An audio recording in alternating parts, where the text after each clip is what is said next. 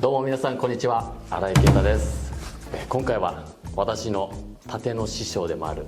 田中先生にいろいろお話を聞いていきたいと思います。よろしくお願いします。よろしくお願いします。ありがとうございます。田中先生、ちょっと自己紹介をちょっと改めてしていただいてもよろしいですか。はい、殺陣ユニット円月堂という殺陣のチームを、主催しております田中隆と申します。よろしくお願いします。今回はインタビュー快く受けてくださりありがとうございます。ちょっと恥ずかしい。いえいえ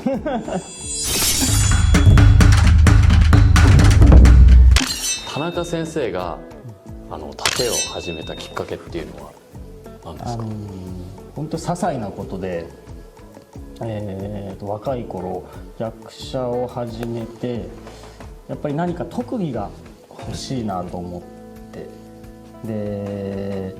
消去法だったんだけど、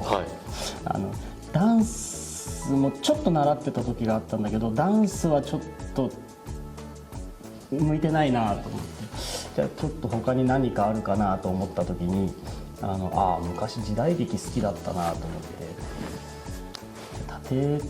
ていうのをやってみようかなっていうのが初めで、養成所にいた時にちょこっと教わってたんだけど、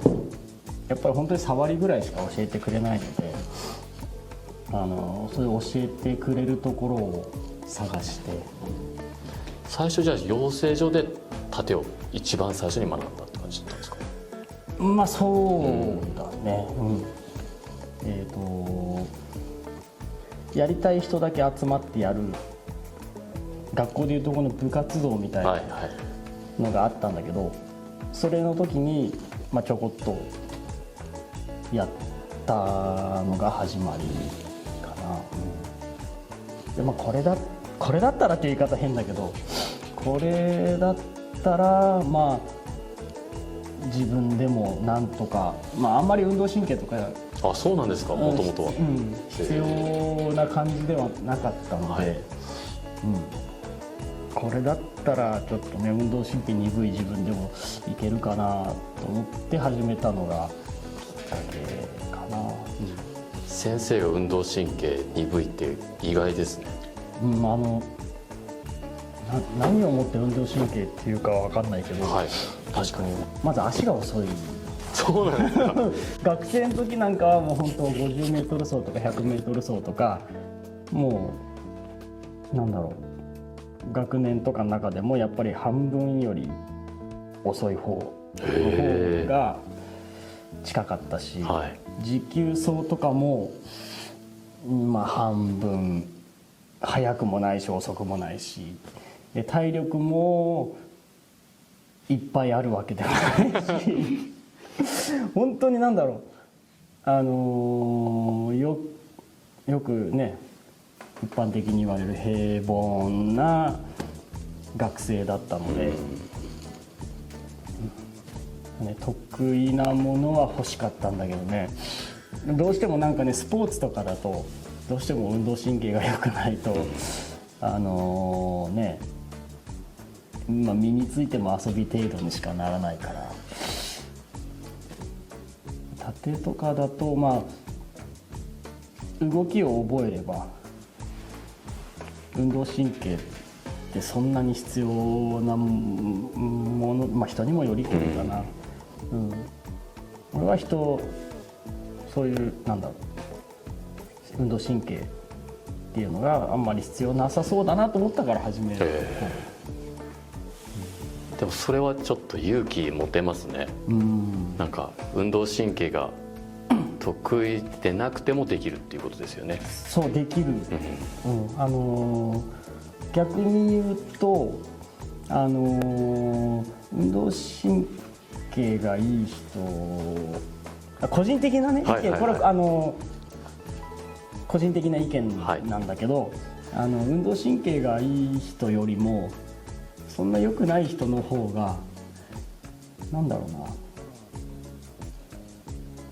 向いてるような気がしないでもないかなと思うんだけど。面白いですね。それはどういった点で？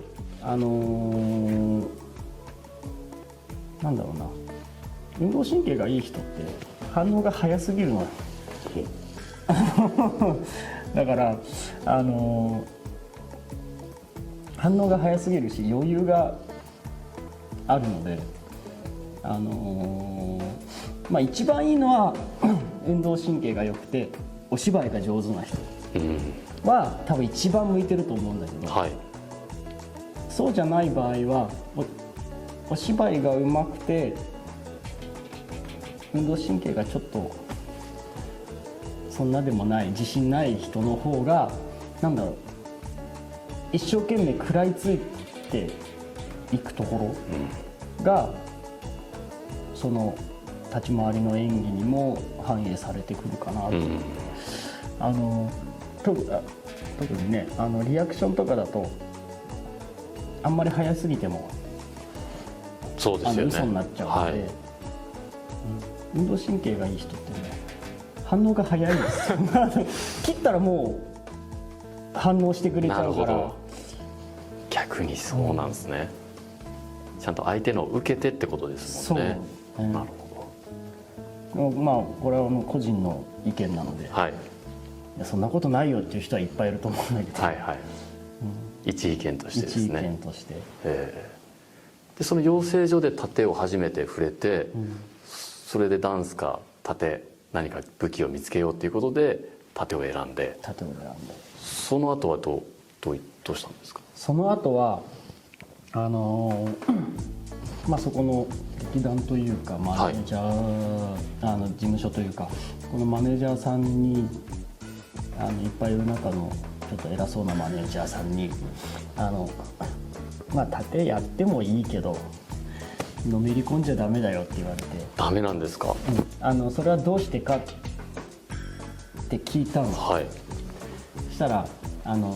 なたは役者になりたいんでしょ、役者になるんだったら殺陣にのめり込んじゃうと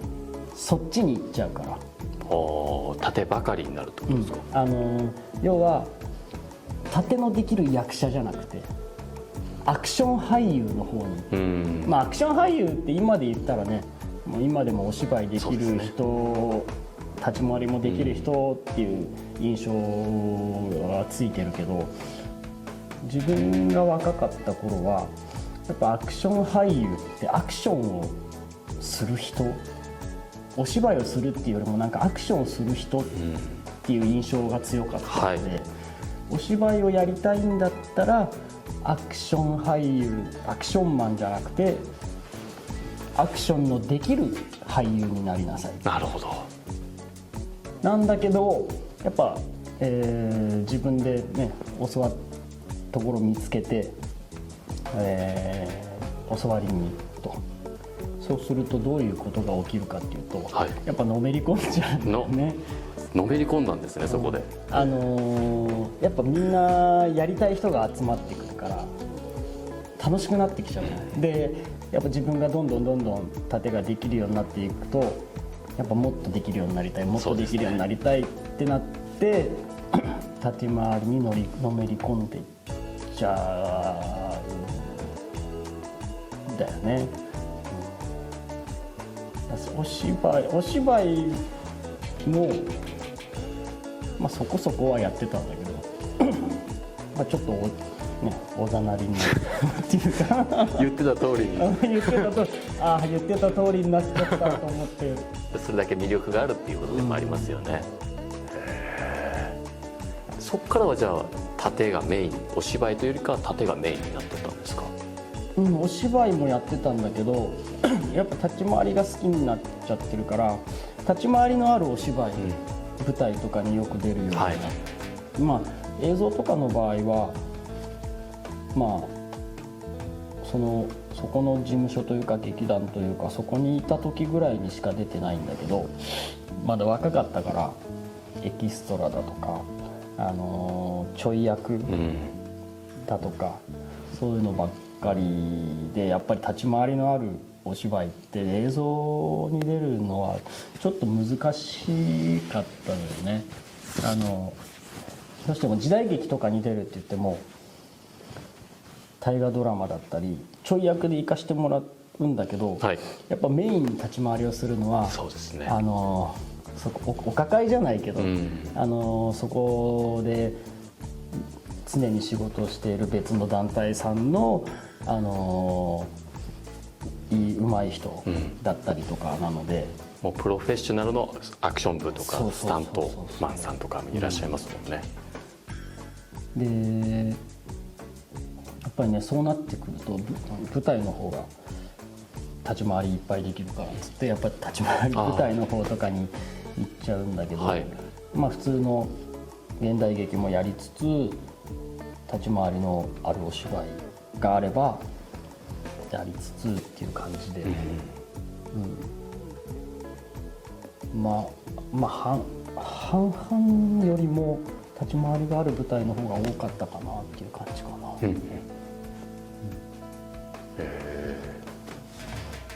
そこからこう演月堂を立ち上げるっていうのはどういった経緯だったんですか？最初は名前違かったんだけど、あ、そうなんですか。最初はね、ちょっと別の人とまあ立ち回りのあるお芝居を作ろうって自分たちで立ち上げた時に、はい、宮本武蔵の 2.1 流をもじって数字の2とコンマの点と1で 2.1 流っていう名前にしてたの、はい、で、その始めた目的が、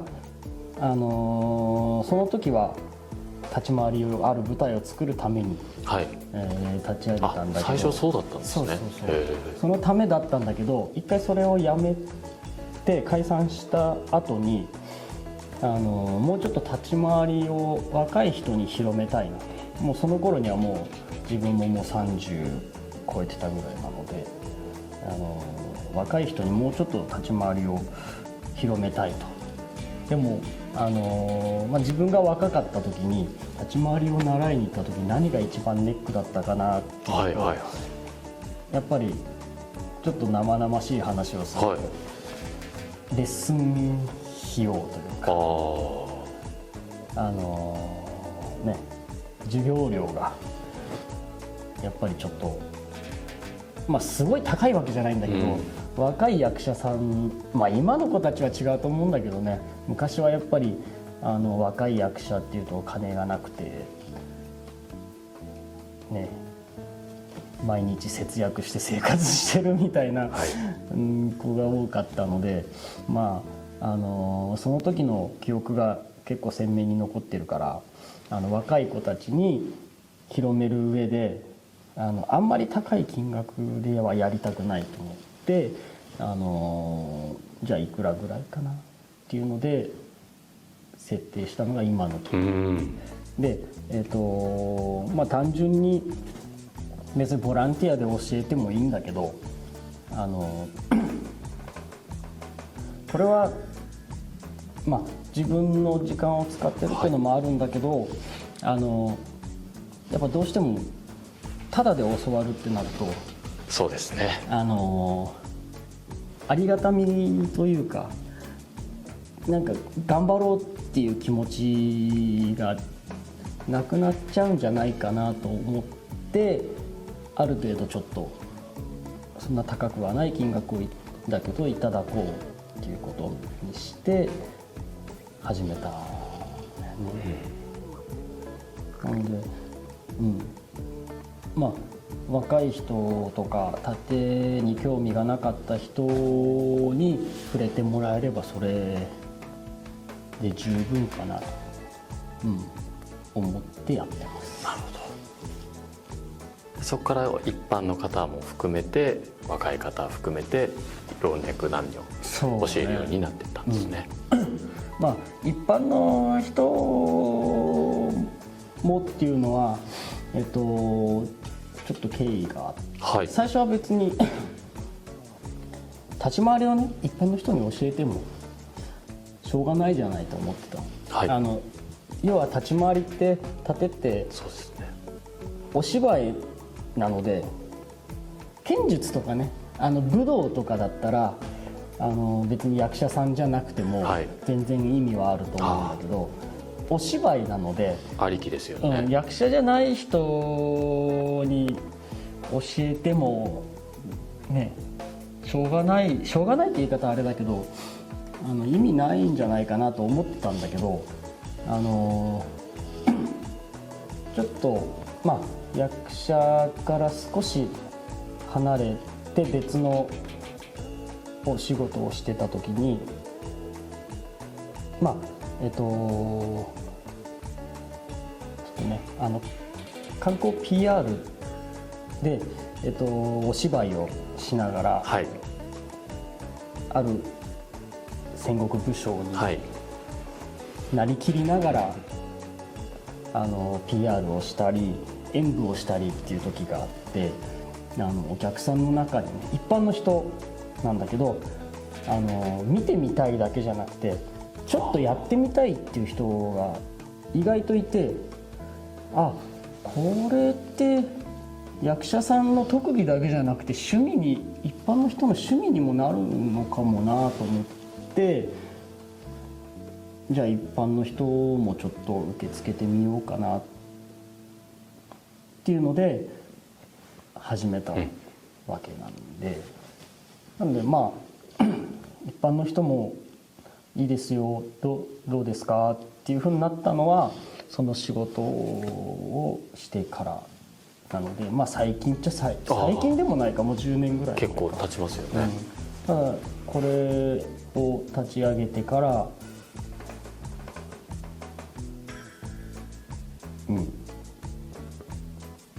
何年かしてからだから、結構経つけどなんだろ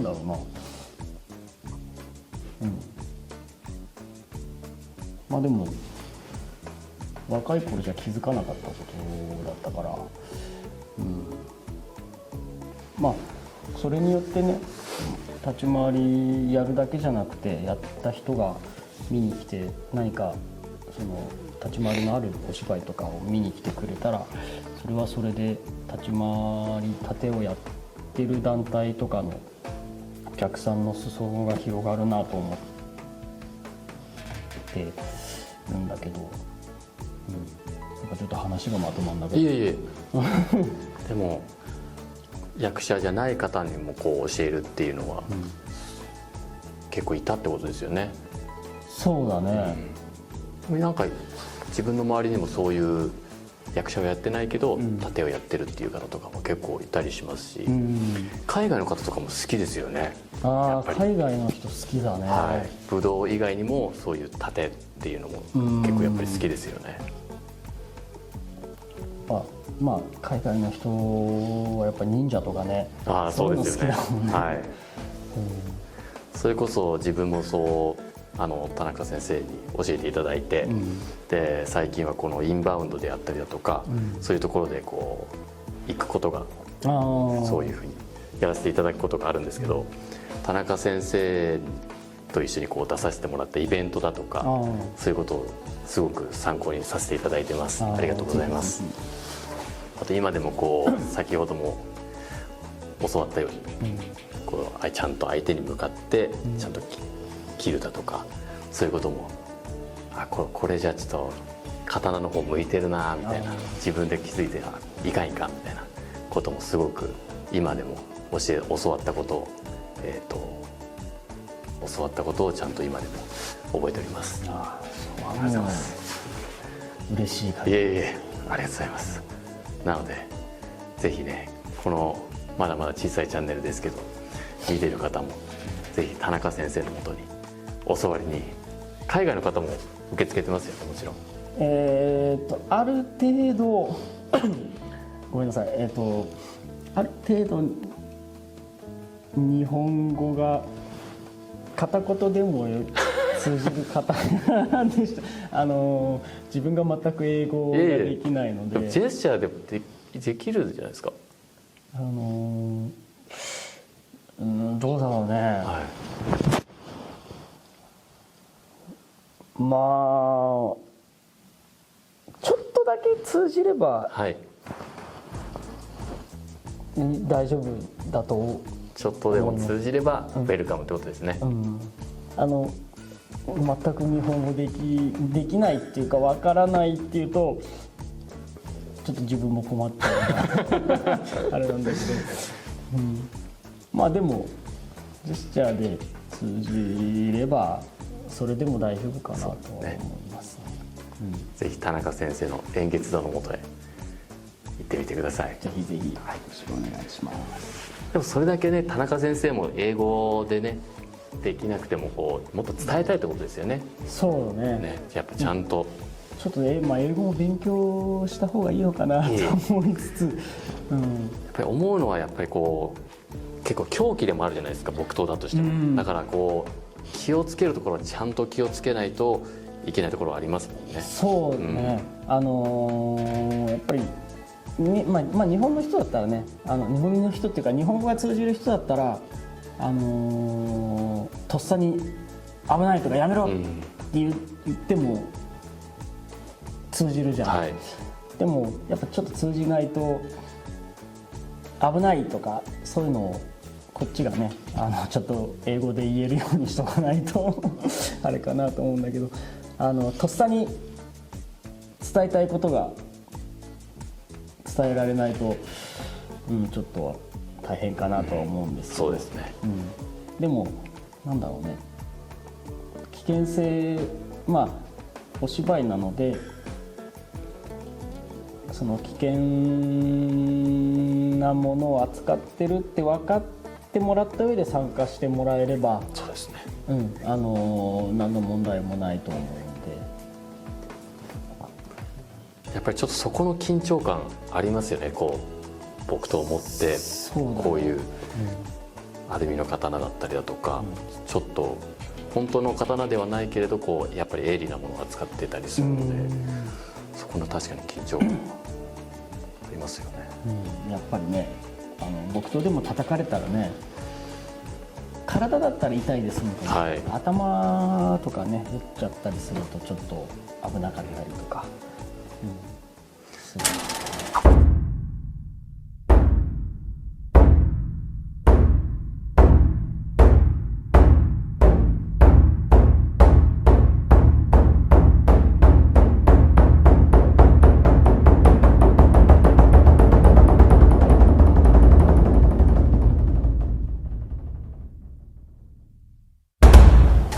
田中先生が思う殺陣の魅力っていうのは何ですか？殺陣の魅力、はい、なんだろうね、今の人にはちょっと通じるかわかんないんだけど、やっぱり自分が昔子供だった時って時代劇っていろんなテレビ局でやってたのよ、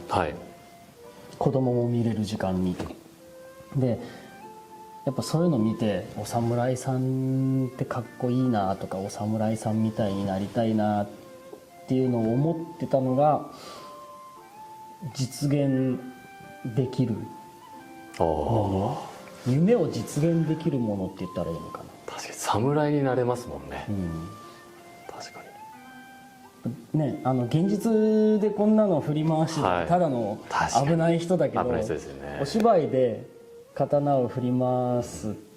てなったらやっぱりそれこそね、子供の頃の夢を叶えれたっていうのもあるだろうし、そうだね、確かに忍者にもなれますもんね。忍者にもなれるし、あとなんだろう、時代劇のヤクザ、次郎長みたいなとか、ああいうのにもなれるし、なんだろうね、そういう子供の頃の夢というか、そういうのが詰まったものっていうのかな。今の人でもね、ちょっと 2.5 次元系の、お芝居とかも増えてるので、それこそなんだろう、刀剣男子とか、なんかそういうのとかね、そういう系のものが増えてるので、男の人もかっこよくなりたいっていうのもあるし、女の人もね今刀が好きな人とかも増えてるし、そういうお芝居を見に行くのが好きだっていう人も増えてるので、なんでしょうね、若い人でも年を取った人でもなんだろう、同じ夢を見れるものっていうのかな、だと思いますね。ありがとうございます。確かにお芝居だからどんな年齢層でも女性でも役として成立しますもんね。そうそうそう、まあね、特に舞台とかなんかね、女の人が史実だと男なんだけど、それを女の人がやるっていうのはもうかなり増えてるっていうか、昔からいっぱいあったから、はい、女の人でも刀を振り回してお芝居できるっていうのがいいんじゃないかなと、思いますね。殺陣が上手くなる人の、先ほどもちょっとあまりこう運動神経が良くなくても向いている人は向いていると、お芝居が上手ければできるとおっしゃってましたけど、殺陣がこう上手くなるコツみたいなのってありますか？上手くなるコツ、はい、コツ